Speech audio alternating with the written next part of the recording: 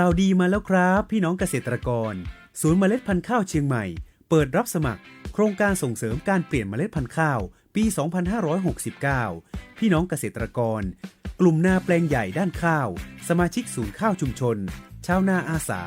สมาชิกสหกรณ์การเกษตรเกษตรกรที่มีพื้นที่ปลูกข้าวเสียหายจากภัยธรรมชาติและสถาบันเกษตรกรอื่นๆในเขตเชียงใหม่ลำพูนและแม่ฮ่องสอนเตรียมเฮ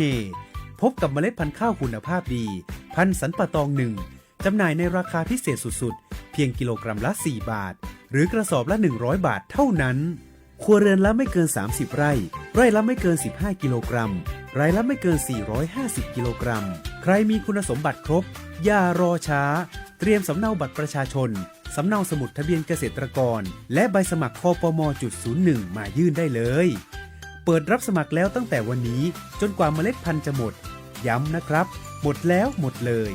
สนใจติดต่อศูนย์เมล็ดพันธุ์ข้าวเชียงใหม่โทร 053-114-062-19 เมล็ดพันธุ์ดีมีคุณภาพต้องที่ศูนย์เมล็ดพันธุ์ข้าวเชียงใหม่หางดงติดกับไนท์ซาฟารี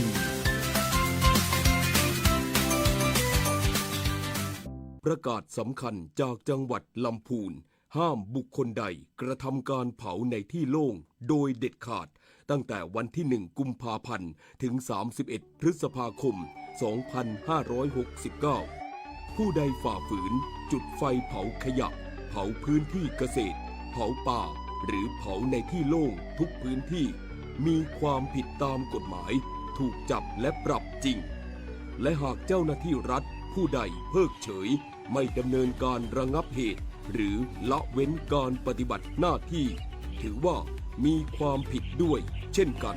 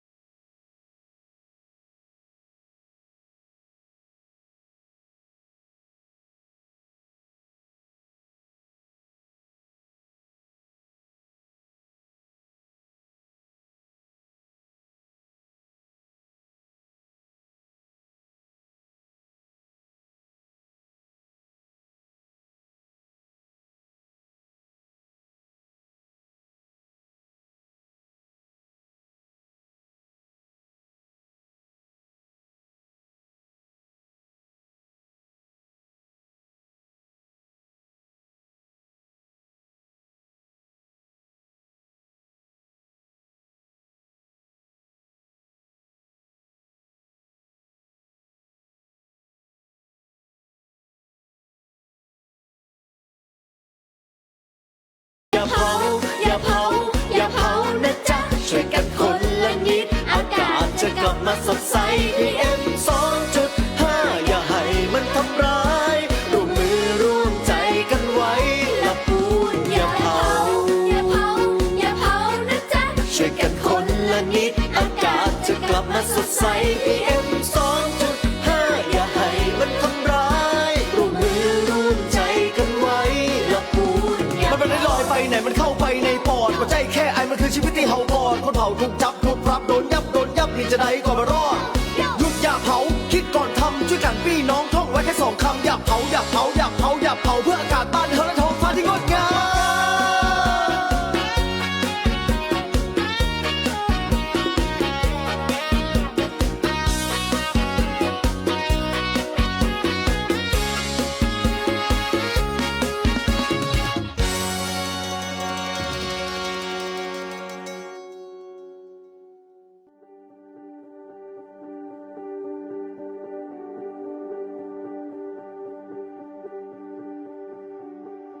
ท่านกำลังรับฟังการส่งกระจายเสียงจากสถานีวิทยุกระจายเสียงแห่งประเทศไทยจังหวัดลำพูนกระจายเสียงในระบบ FM Stereo Multiplex ความถี่95 เมกะเฮิรตซ์จากอาคารเลขที่113หมู่ที่10ตำบลบ้านกลางอำเภอเมืองจังหวัดลำพูนจากนี้ไปสถานีร่วมกับสภาทนายความจังหวัดลำพูนเสนอรายการกฎหมายน่ารู้ค่ะ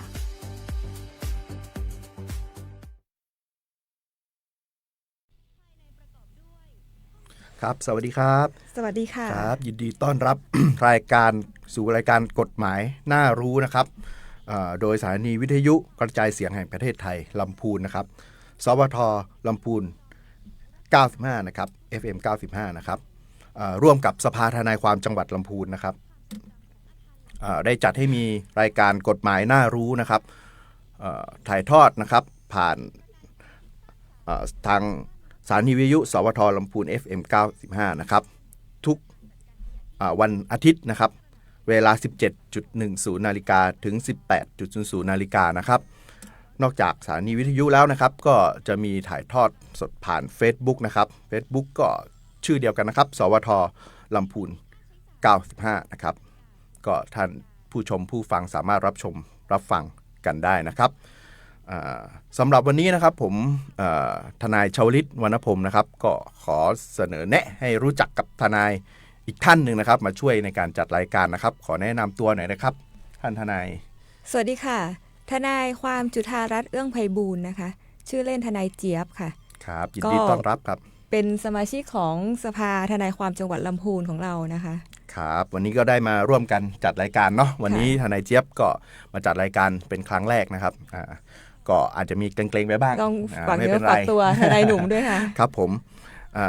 สำหรับเรื่องกฎหมายที่เราจะมาพูดคุยกันในวันนี้นะครับเนื่องจากเมื่อวานนี้ที่ผ่านมาสดๆร้อนๆเลยนะครับทนายเจี๊ยบก็เป็นวันแห่งความรักวันวาเลนไทน์นะครับเพิ่งผ่านมาเมื่อวานแล้วก็ผมในฐานะนักกฎหมายนะครับแทบทุกปีจะคดีความเนี่ยที่เกิดขึ้นภายหลังวันวาเลนไทน์เนี่ยก็จะเป็นคดีความที่มักจะเกิดขึ้นตามมาหลังจากวันแห่งความรักนะครับแน่นอนวันแห่งความรักหนุ่มสาวนะครับหรือว่าชายหญิง LGBTQ นะครับก็จะมีการแสดงความรักนอกจากการบอกรักนะครับเดี๋ยวนี้บ้านเราเปิดกว้างใช่เรื่องของเพศไปบอกรักกันแล้วให้ช่อดอกไม้กินข้าวโพสเฟซกระหนุงกระหนิงก็แน่นอนสำหรับวัยผู้ใหญ่ละก็อาจจะมีเรื่องเพศสัมพันธ์เข้ามาเกี่ยวข้องนะครับก็ทำให้บางครั้งบางคราวเนี่ยจะมีข้อผิดพลาดได้เกี่ยวกับการมีเพศสัมพันธ์ขึ้นนะครับ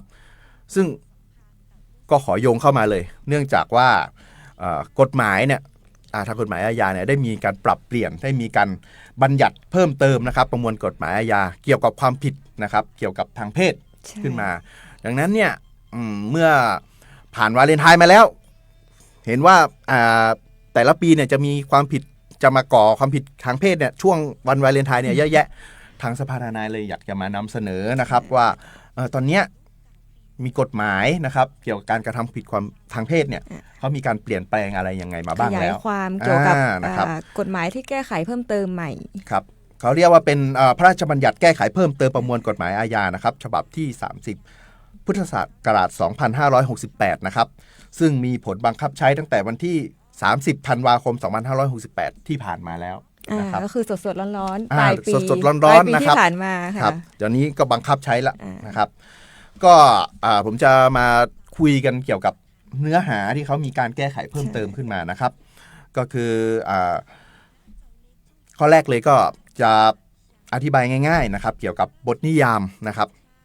บางคนเนี่ยไม่รู้ชาวบ้านเนี่ยไม่รู้อาจจะไม่รู้ว่าการกระทำชำเราคืออะไรกระทำชำเราเนี่ยเขาบอกว่าทางกฎหมายใช้ไปกระทำชำเราหญิงซึ่งกฎหมายเดิมกฎหมายอาญาของเราเนี่ยฉบับเดิมก็คือมันมีอยู่แล้วในเรื่องของบทบัญญัติของการกระทำชำเราแต่ว่ากฎหมายที่แก้ไขเพิ่มเติมเข้ามาเนี่ยก็คือจะเพิ่มคำนิยามคำว่ากระทำชำเราเนี่ยเพิ่มเข้าไปเพื่อให้ครอบคลุมในส่วนของทางเพศที่3ซึ่งปัจจุบันมันจะไม่มีแค่ชายเยอะนะครับเมื่อก่อนเป็นชายเป็นหญิงแค่นั้นเองเดี๋ยวนี้มันจะมีแบบ LGBTQ ครับแปลงเพศไม่แปลงเพศใช่มันก็มีความหลากหลายทางเพศดังนั้นกฎหมายก็จึงต้องก้าวตามโลกให้ทันโลกนะครับก็จะมีการปรับเปลี่ยนให้ทันสมัยขึ้นอันนี้ยามใหม่เขาว่ายังไงบ้างครับการกระทำชำเราเนี่ยครับจากคำนิยามเดิมของเราเนี่ยการกระทำชำเราเนี่ยจะหมายถึงความว่าการกระทำเพื่อสนองความใคร่ของผู้กระทำเนาะโดยการใช้อวัยวะเพศของผู้กระทำล่วงล้ำอวัยวะเพศและทวารหนักหรือช่องปากของผู้อื่นหรือการใช้อวัยวะอื่นใดกระทำกับผู้อื่นนะคะปัจจุบันก็จะมีการเพิ่มเติมบทบัญญัติเข้ามาว่าด้วยเรื่องกระทำชำเราเนี่ยอาจจะเป็นการเพิ่มว่าวัตถุ ล่วงล้ำอวัยวะเพศหรือทวารหนักของผู้อื่น เมื่อก่อนเนี่ยอาจจะเป็นแค่ร่างกายนะครับ ใช่ เดี๋ยวอาจจะเป็นแค่อย่างว่าเป็นนิ้วเป็นส่วนต่างๆในร่างกาย เดี๋ยวนี้เป็นวัตถุ วัตถุ ล่วงล้ำ อาจจะเป็นพูดง่ายๆจะมีเซ็กทอยหรือว่าเป็นอย่างอื่นก็แล้วกันที่ใช้ในการร่วมเพศกันได้นะก็เอามาใช้ในการล่วงล้ำอย่างที่ว่านะครับ หรือเป็นการแบบกระทำการแบบให้ผู้อื่นเป็นการร่วมกระทำเนาะ ครับ ในกรณีที่ใช้อวัยวะอื่น หรือวัตถุล่วงล้ำอวัยวะเพศหรือทวารหนักของผู้กระทำ ครับ ซึ่งอวัยวะเพศเนี่ยก็หมายรวมถึงอวัยวะเพศที่มีการผ่าตัดเพิ่มเข้ามาเดี๋ยวนี้เขาเรียกว่าทรานเนาะ ใช่ จากหญิงเปลี่ยนเป็นชาย ใช่ นะครับเมื่อก่อนผู้หญิงจะไปล่วงล้ำไปทำอนาจารอะไรได้ยังไงล่ะไม่มีเขาไม่มีอาวุธอันนี้ กฎหมายที่แก้ไขก็คือมีรวมถึงอวัยวะเพศที่เป็นการผ่าตัดเข้ามาด้วยครับตรงนี้ก็เข้าไปในบทนิยามด้วยนะครับก็ทำให้เขาเรียกว่าการกระทำชำเราเนี่ยความหมายมันกว้างขึ้นนะครับครอบคลุมไปถึงเพศที่3 4 5ก็ว่ากันไปนะครับเพราะฉะนั้นเนี่ยจากการกระทำเมื่อก่อนกฎหมายอาจจะไม่ระบุว่าเป็นความผิดเดี๋ยวนี้ต้องระวังแล้วเพราะว่าเป็นการกระทำความผิดรวมไปอยู่ด้วยแล้วนะครับก็ระวังเนื้อระวังตัวกันด้วยนะครับนะครับสำหรับกลุ่ม LGBTQ นะครับก็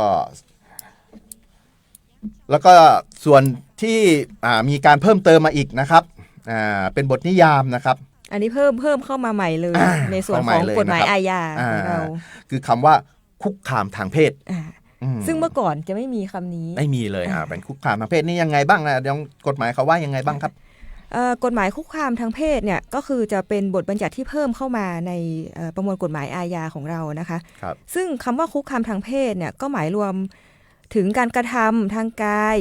ทางวาจาหรือการส่งเสียงการแสดงอากัปกิริยาหรือท่าทางการติดต่อสื่อสารเนาะการเฝ้าดูเฝ้ามองติดตามรังควานอันเนี้ยหรือการกระทำด้วยประการใดๆรวมถึงการกระทำด้วยระบบคอมพิวเตอร์นะคะทางโพสทาง Facebook ทางโลกโซเชียลต่างๆนะคะทางอุปกรณ์โทรคมนาคมอุปกรณ์อิเล็กทรอนิกส์เนาะที่สามารถแสดงผลได้แบบให้เข้าใจความหมายต่อผู้อื่นว่ามีการลักษณะสอบไปทางเพศอะไรพวกนี้ค่ะครับแล้วก็การกระทำต่างๆนะครับก็สำคัญก็ที่กฎหมายบัญญัติก็คือโดยประการที่น่าจะทำให้ผู้อื่นนั้นเดือดร้อนรำคาญอับอายถูกเหยียดหยามหวาดกลัวหรือได้รับความไม่ปลอดภัยในทางเพศนะครับซึ่งตรงนี้กว้างมากใช่ครับเราลองมาไล่เรียงกันแต่ละข้อนะครับว่าคำว่าคุกคามทางเพศเนี่ยการใช้วาจานี่ยังไงบ้างครับการใช้วาจาก็อย่างเช่นแบบไปพูดอย่างชายไปเมื่อก่อนมีแซวแซวสาวแซวหญิงพูดทางเชิงลามกอนาจารครับแต่แซวเล็กๆน้อยๆไม่เป็นไรนะครับโอ้สวยจังเลยสวยจังเลยอย่างเงี้ยชมนะยังถือว่าเป็นชมอยู่สวยจังเลยครับโอ้คนสวยก็ยังไม่เข้าข่ายเนาะแต่ถ้าพูดไปแบบในเชิงลามกอนาจารเช่นโอ้โหหน้าอกใหญ่หน้าโอ้โหสะบึ้มอะไรทำให้เป็นถือว่าเป็นการคุกคามทางเพศน้องคนสวยตูดใหญ่จังโอ้ยไม่ได้เลยนะครับวงเล่าบางทีขนองปากบางคนเมื่อก่อนไม่เป็นไรหญิงผ่านวงเล่าโอ้โหแซวบางทีก็แซววิจารณ์อันนี้รวมถึงการแบบผิวปากนะครับก็อันนี้เข้านะครับถ้าไม่ถ้าไปชมด้วยความสุจริตใจนี่ไม่ได้แต่ผิวปากก็ถือว่าเป็นการแซวแบบต้องดูว่าสอบไปทางไหนครับ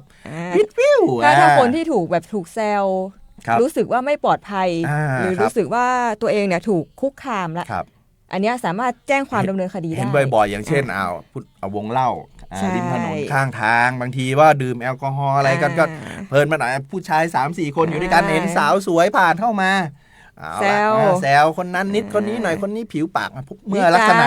รวมกันเนี่ยฟังแล้วโอ้ผู้หญิงเขาก็กลัวเนาะรู้สึกไม่ปลอดภัยใช่เขาเดินมาโอ้ผู้ชาย 3-4 คนโอ้ยมาลุมแซวเขาอย่างนี้นะครับอย่างนี้ไม่ได้นะครับแล้วการใช้ภาษากายหรือว่าท่าทางนี่จะยังไงคะภาษากายนี่ก็เหมือนกันนะครับว่าจะไปเรียกว่าผู้ชายนะครับอาจจะไปมองแบบส่งสายตาเขาแต่งอาจจะมีครับ สิทธิเขาเดี๋ยวที่สาวๆเขาอาจจะแต่งตัวเซ็กซี่เขาเรียกเซ็กซี่เดี๋ยวอาจจะมีเยอะแยะนะครับแต่เราไม่มีสิทธิ์จะไปจ้องไปมองไปตามไปเล็งไปทำให้เขาแบบรู้สึกไม่สบายใจนี้ไม่ได้นะครับดูเขาเปลี่ยนเสื้อผ้าในห้องน้ำขาวมีเยอะแยะนะครับดูเขาอาบน้ำครับอันนี้ตามปั๊มน้ำมันนะแอบถ่ายใช่อันนี้ก็เพิ่งเป็นข่าวมาทั้งทนายก็เห็นเป็นข่าวมาก็ไม่สบายใจนะสร้างวีรกรรมไว้เยอะครับก็ไม่ใช่แต่วงการอื่นๆนะมันในการกระทำความผิดมีทุกคนมีสิทธิ์ในการมีโอกาสในการกระทำความผิดบางคนอาจจะไปหลงรักสาวแล้วไปตามส่องเขาต้องยับยั้งชั่งใจต้องอยู่ในพื้นฐานที่ว่าไม่ก่อความรำคาญให้เขาไม่ทำให้เขาไม่สบายใจเราอาจจะไม่ได้ทำอะไรกับร่างกายเขาจริงแต่ว่าเราไปตามแอบส่องแอบมองซึ่งมันทำให้คนที่เขาถูกส่องเนี่ยเขาก็จะรู้สึกว่าเขาไม่ปลอดภัยอันนี้ค่ะมันก็เข้าข่ายในเรื่องของการคุกคามทางเพศได้อันนี้ก็กว้างนะครับความหมายกว้างนะครับบางทีเมื่อก่อนเนี่ยอาจจะไม่เป็นอะไรทำพวกนี้ไปได้แต่เดี๋ยวนี้ไม่ได้แล้วนะครับเพราะฉะนั้นเนี่ยอย่างอื่นเนี่ยมันรวมถึงยังไงด้วยเกี่ยวกับการใช้ระบบคอมพิวเตอร์อุปกรณ์โทรคมนาคมและอุปกรณ์อิเล็กทรอนิกส์นี่คือยังไงบ้างก็คือเดี๋ยวนี้โลกโซเชียลนะคะมันไม่จำเป็นต้องไปถึงที่บ้านอะไรอย่างนี้ละอาจจะมีการเป็นการส่งอีเมลส่งไลน์เนาะหรือว่า Facebook Messenger อะไรพวกนี้ค่ะในข้อความที่ลักษณะที่แบบส่อไปทางเพศคอมเมนต์แบบคุกคามแบบแซวแบบหื่นอะไรอย่างเงี้ยนะครับอันนี้ต้องระวังเลยใน Facebook เห็นเยอะมากอย่างถ้าเขาเอาผิดนี่โอ้โหส่งข้อความไปเยอะแยะเลยบางทีอาจจะมีสาวๆหรือทำคอนเทนต์อาจจะแต่งตัวเซ็กซี่บ้างหรือเขาไม่ตั้งใจโดยตั้งใจหรือไม่ตั้งใจเนี่ยส่งข้อความไปหาเขาจะไปอินบ็อกซ์หรือว่าจะไปโพสต์ในหน้า Facebook อะไรเขาเนี่ยควรใช้ถ้อยคำที่สุภาพชื่นชมก็ชื่นชมสุภาพโอ้สวยงามมากครับโอ้โหล่าสุดหลังจากกฎหมายแก้ไขมาสดๆร้อนๆก็คือมีดาราดังท่านหนึ่งนะครับอันนั้นน่าจะเป็นคดีแรกที่โดนดำเนินคดีไปนะคะโดนไปเลยนะครับอันนั้นต้อนรับกฎหมายใหม่เลยนะครับเพราะฉะนั้นก็บางทีเราก็ต้องระวังเขาเรียกว่าขนองเนาะขนองปากบางนี้ก็ขนองพิมพ์เพราะเมื่อก่อนเนี่ยมันไม่ได้ครอบคลุมขนาดนี้ครับนั่นถือว่าเป็นเรื่องธรรมดาแซวกันเล็กๆน้อยๆบางทีก็อาจเป็นแค่แบบละหูโทษนะโทษไม่ได้หนักแต่เดี๋ยวนี้เนี่ยเนื่องจากว่าสังคมเรามันเปิดกว้างมากขึ้นนะครับแล้วก็เป็นการมันต้องปรามบ้างครับบางคนก็เกินลิมิตเกินขอบเขตคือขนองครับเข้าใจว่าแบบที่คือขนองไม่ได้ไปแซวไม่ได้ไปเจอตัวไม่ได้ไปจับอะไรไม่ได้ไปต้องเนื้อตัวเขาเนี่ยจะไปผิดได้ไงผิดนะครับระวังด้วยนะครับถ้าคนที่เขาแบบถูกแซวหรือถูกส่งข้อความมาแล้วเขารู้สึกไม่ปลอดภัยครับก็คือเขาก็สามารถดำเนินคดีเราได้ครับผมอันนี้ต้องระวังครับแล้วก็ในส่วนของมันมีกฎหมายที่ยกเลิกไปด้วยใช่ไหมครับผมอันนี้ส่วนมากที่ยกเลิกเนี่ยก็จะเป็นเมื่อก่อนก็จะเป็นพวกเมื่อก่อนมันไม่ขยายความเนาะเดี๋ยวนี้เขาจะเป็นเรียกว่าขยายความมาก่อนเช่นแบบเช่นการกระทำโดยใช้วัตถุหรืออวัยวะนะครับที่ไม่ใช่อวัยวะเพศล่วงล้ำเข้าไปเนี่ยจะเป็นไม่รู้แหละจะเป็นแต่กว่าขอโทษได้จะเป็นอย่างนี้จริงๆเป็นผักผลไม้อย่างอื่นรวมหมดนะครับ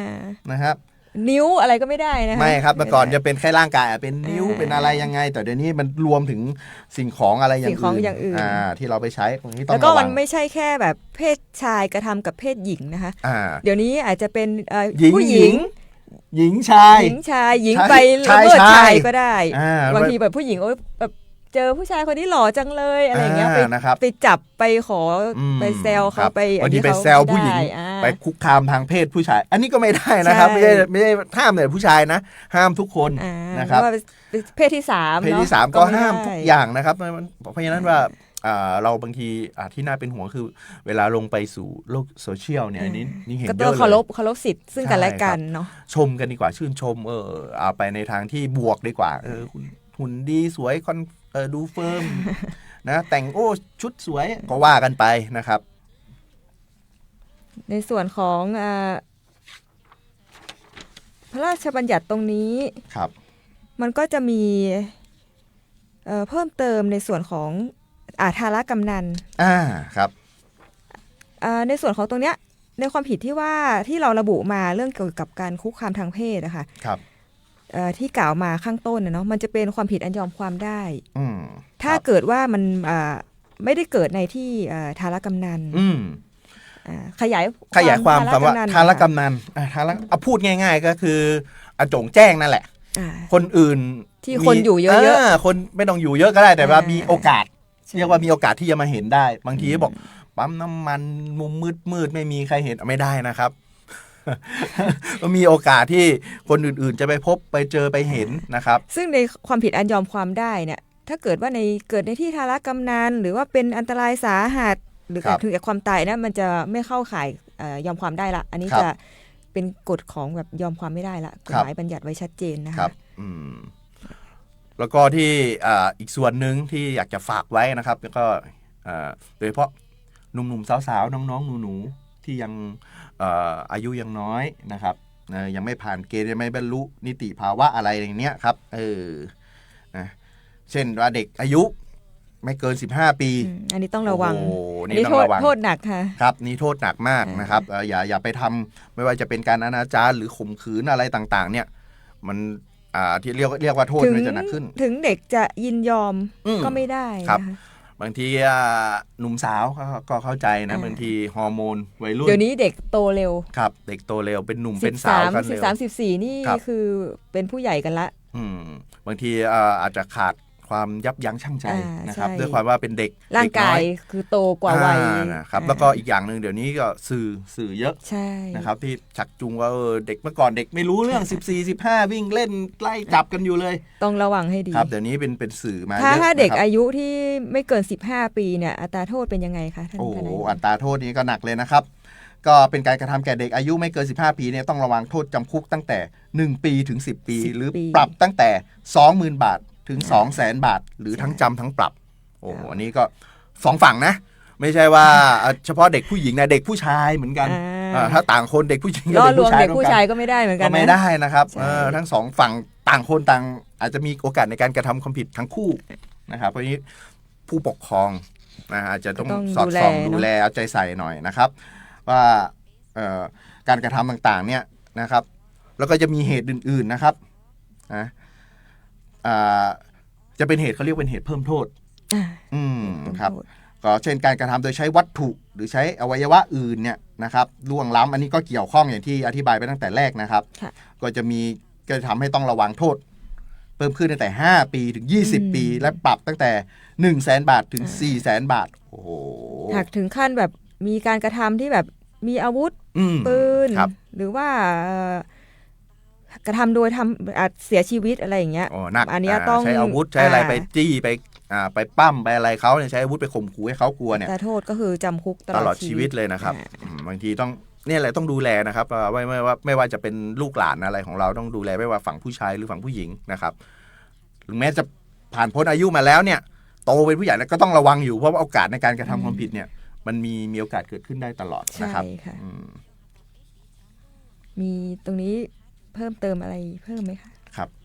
เขาบอกว่าตามมาตรา277นะครับก็ว่าผู้ใดกระทำชำเรานะครับเด็ก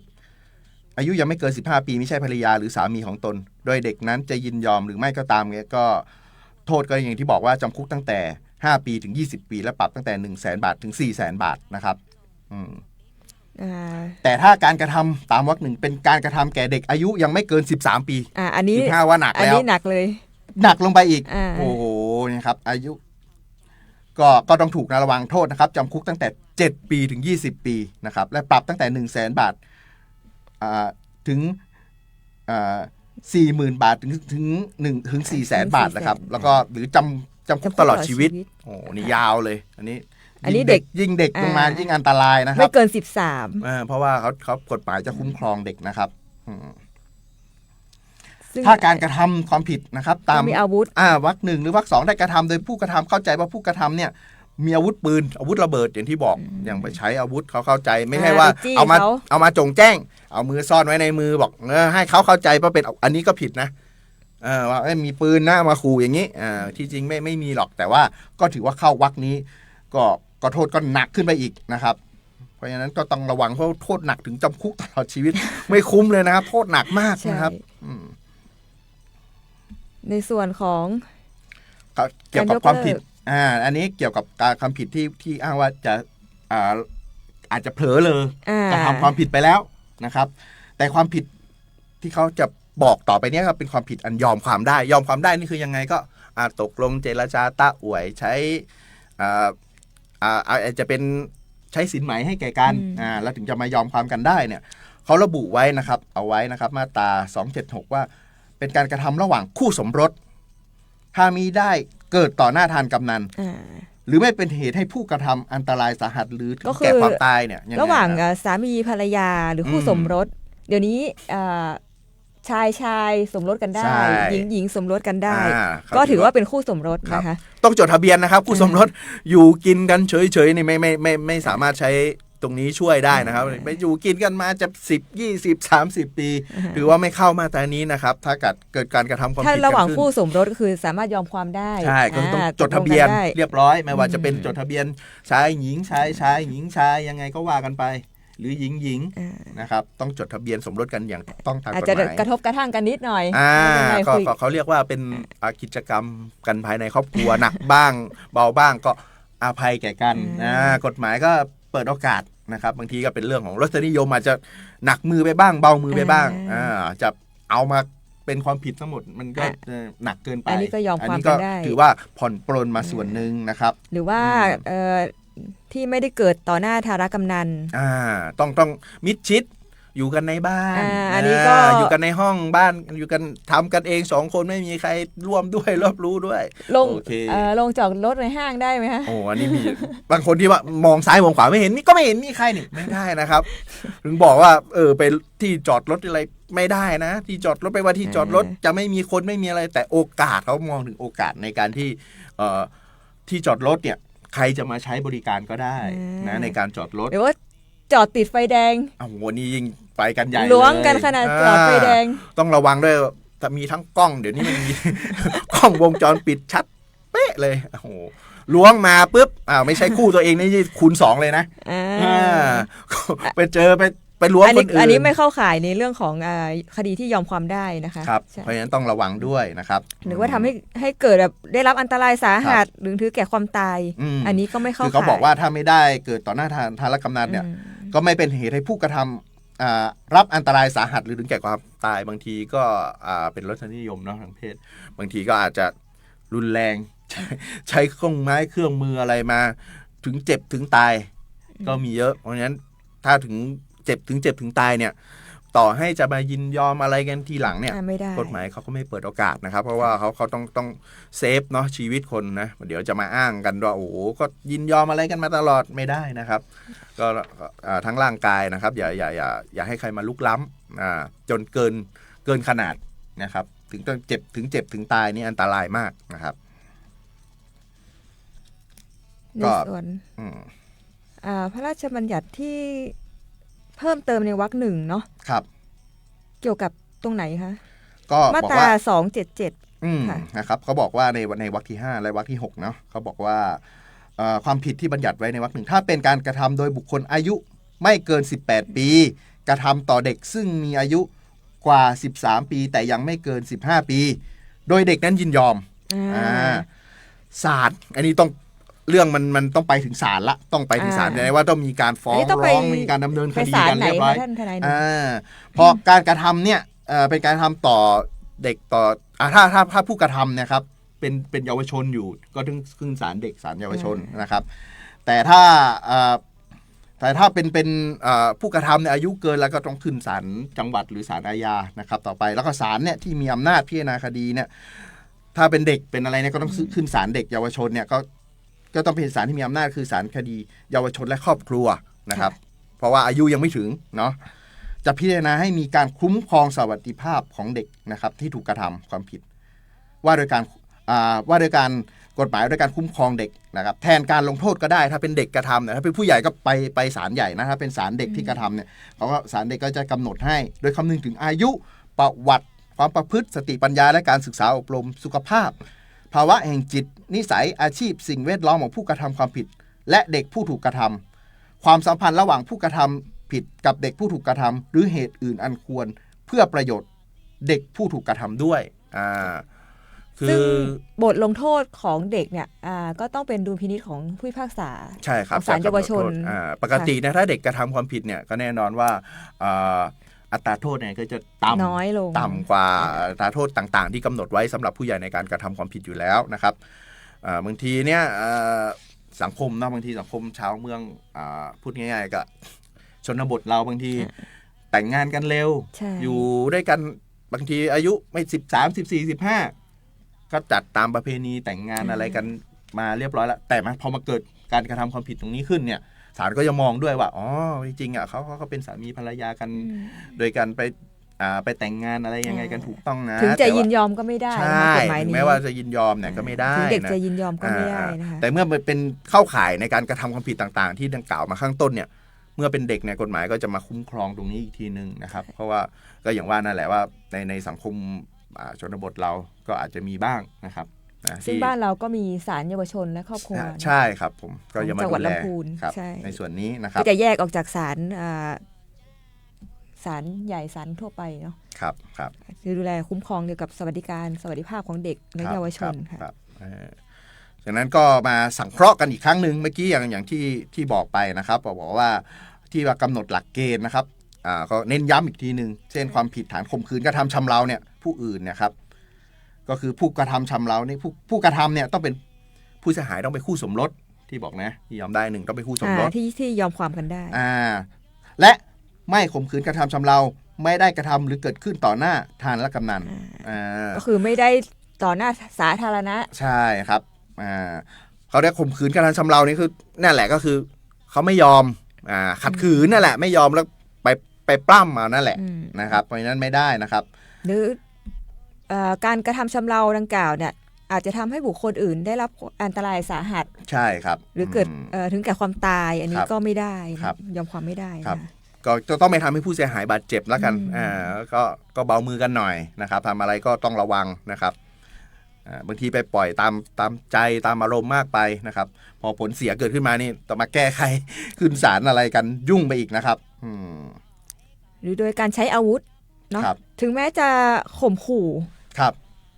มีอาวุธปืนเนี่ยอาวุธถ้าผู้เสียหายเนี่ยเข้าใจว่าผู้ที่กระทำเนี่ยมีอาวุธปืนหรืออาวุธมีดหรืออะไรก็แล้วแต่ครับอันนี้ไม่ได้นะครับถึงแม้จะไม่มีแต่ว่าเขาเข้าใจว่ามีไงไม่ได้ไปขู่เขานะมันก็จะโดนเสียบ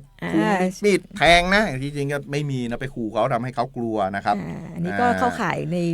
ความผิดที่ยอมความไม่ได้นะเพราะว่ากฎหมายใช้คำว่าทำให้ผู้เสียหายเข้าใจว่าเขาไม่ได้บอกว่ามีอาวุธปืนนะเขาเข้าใจว่ามีนะครับเพราะฉะนั้นว่าต้องระวังไปขู่เขาบางทีไม่มีก็ผมไม่มีนี่ไปเถียงว่าไม่มีอาวุธไม่ได้มีอะไรไปขู่เขาแต่เวลาไปข่มขู่เขาเนี่ยอ้างว่ามีนะครับแล้วเขาก็เชื่อด้วยอันนี้ก็จะอยู่เป็นบทบัญญัติของกฎหมายอาญามาตรา281นะครับผมครับหรือว่าเป็นการกระทำเกี่ยวกับการช่วยร่วมกันร่วมกันกระทำความผิดลักษณะเป็นการโทรมผู้อื่นก็คือมากกว่า1คน2คนไปช่วยกันร่วมกันกระทำความผิดไปปั้มเขาไปอะไรยังไงเขาอันนี้ก็บางคนก็เคยเห็นนะครับอย่างคดีอะไรต่างๆก็มีกฎหมายอะไรที่ผ่านมาบางคนบอกว่าเพื่อนผมมันทำคนเดียวผมไม่เกี่ยวแต่ผมดูต้นทางไปด้วยผมดูต้นทางผมไปเฝ้าหน้าห้องกฎหมายก็ถือว่าร่วมกันนะครับแม้ว่าไม่ได้เข้าไปข่มขืนอะไรด้วยยังไงเขาไม่ได้เข้าห้องเลยแต่เดี๋ยวนี้เด็กวัยรุ่นคึกขนองเนาะใช่ครับบางทีเพื่อนไปก็ไปทำตรงนี้มาไม่ได้นะครับซึ่งเราก็ไม่ได้ทำกับเขาหรอกแต่แค่ไปด้วยกับเขาอยากรู้อยากเห็นไปสนุกเพื่อนชวนไปตอนนั้นมันคึกขนองเพราะฉะนั้นต้อง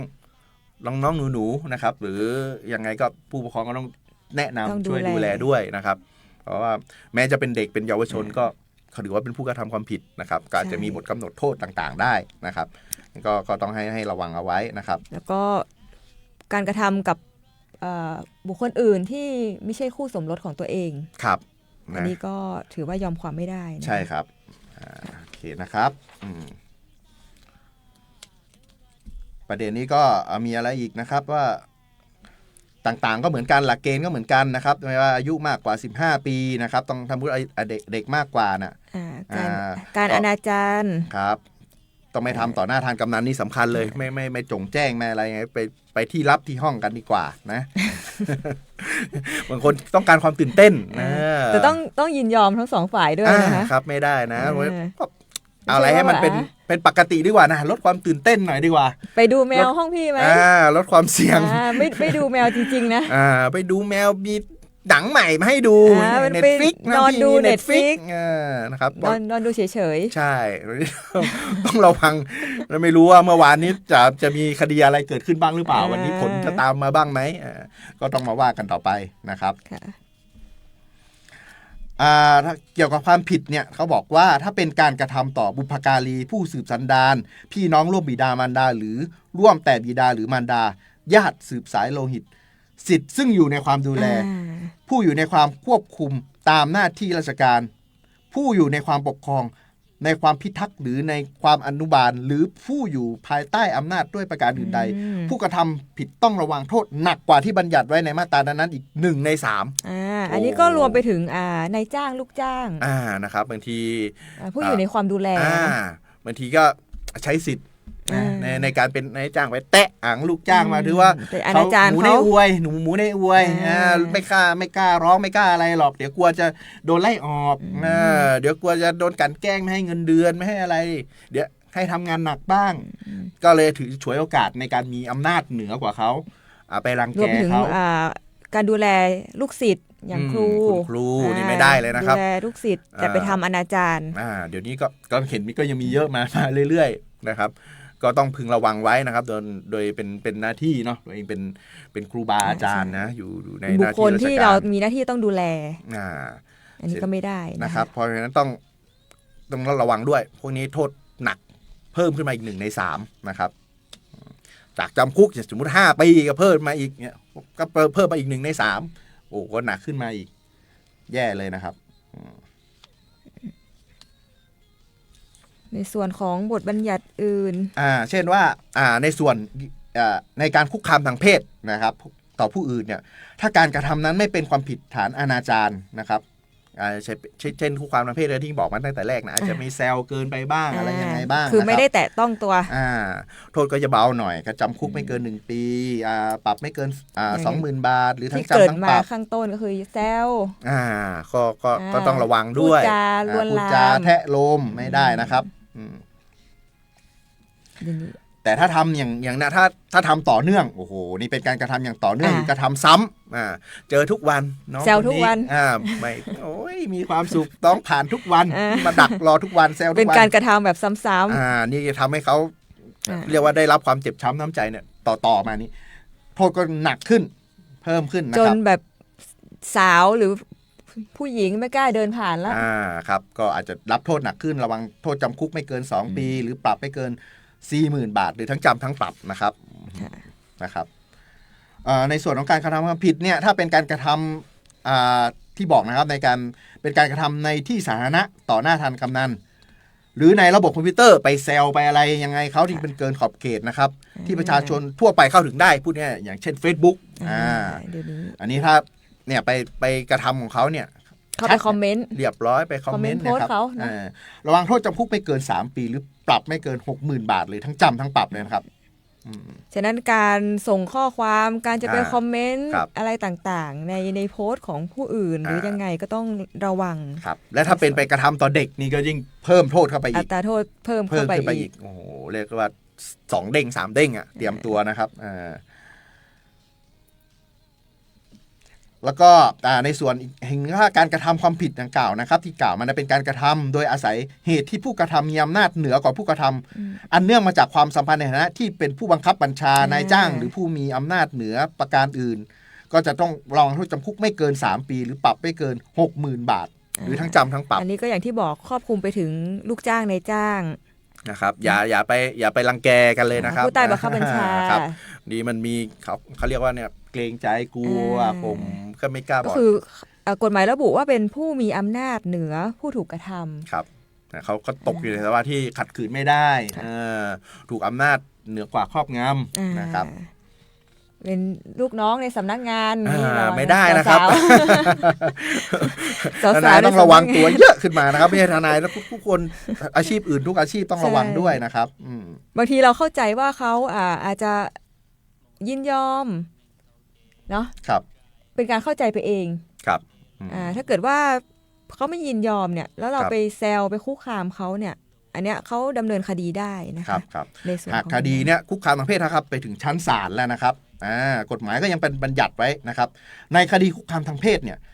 ถ้าความปรากฏแก่ศาลเองหรือตามข้อเสนอของพนักงานอัยการโจทก์ผู้เสียหายนะครับหรือเจ้าพนักงานว่าจำเลยมีพฤติการอันควรเชื่อได้ว่าจะคุกคามทางเพศหรือรบกวนการดำเนินชีวิตตามปกติของผู้เสียหายอย่างต่อเนื่องไม่ว่าศาลจะลงโทษจำเลยหรือไม่ก็ตามศาลอาจสั่งห้ามให้จำเลยกระทำการอย่างหนึ่งอย่างใดตามเงื่อนไขและภายในระยะเวลาที่ศาลกำหนดแต่ไม่เกิน2 ปี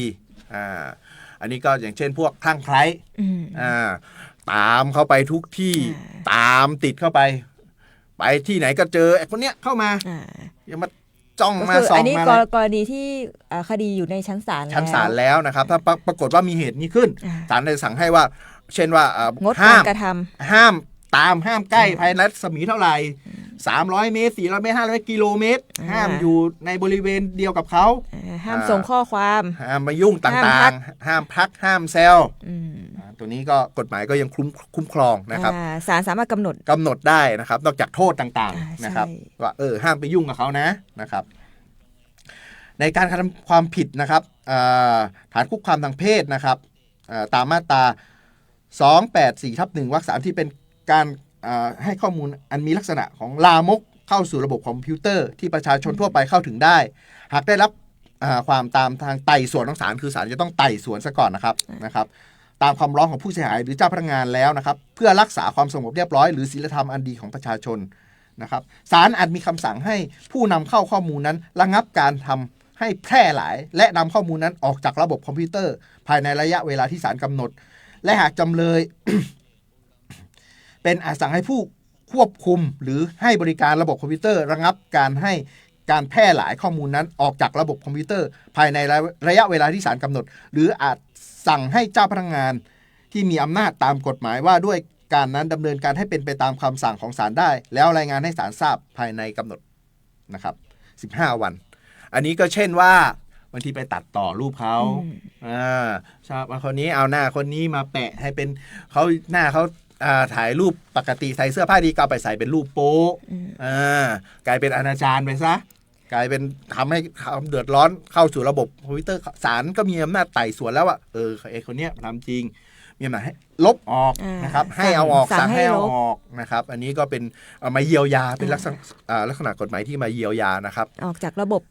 เนาะคอมพิวเตอร์ครับผมก็ต่อมาก็บอกว่ามาตรา397ผู้ใดกระทำด้วยประการใดๆต่อผู้อื่นอันเป็นการรังแกข่มเหงคุกคามหรือกระทำให้ได้รับความอับอายหรือเดือดร้อนรำคาญต้องระวังโทษปรับไม่เกิน 10,000 บาทอันนี้ก็คืออาจจะอย่างที่บอกนั่นแหละก็ไปข่มเหงรังแกคุกคามเช่นไปแซวเขา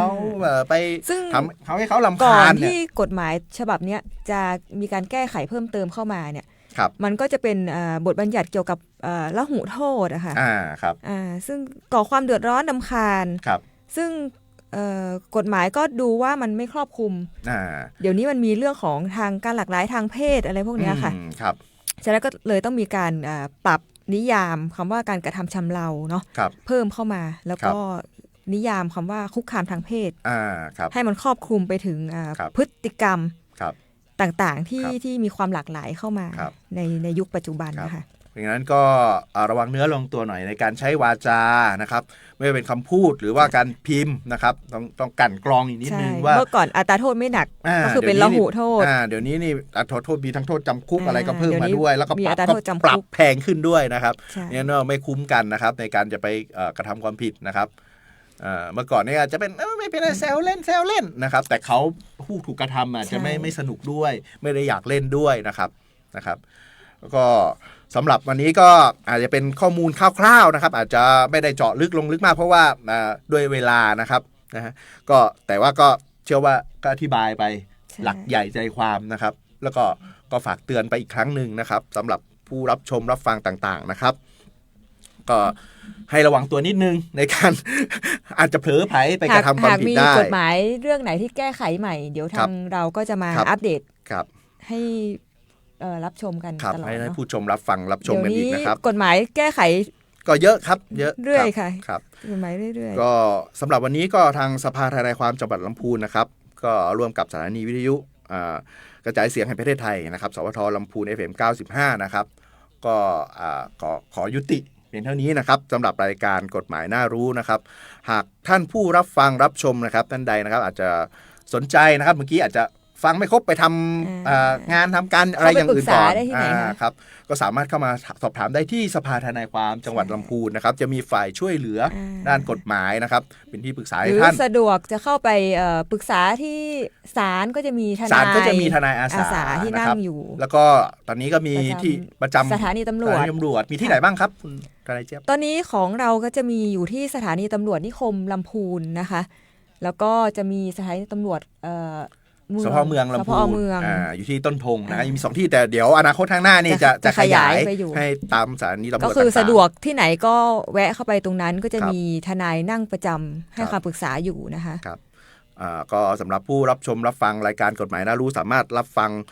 หรือรับชมย้อนหลังได้นะครับผ่านทางเพจ Facebook นะครับสวทลำพูน95นะครับก็เซิร์ชขึ้นมามีเลยครับเดี๋ยวก็จะมีดูย้อนหลังได้หรือว่ามีข้อสงสัยสอบถามก็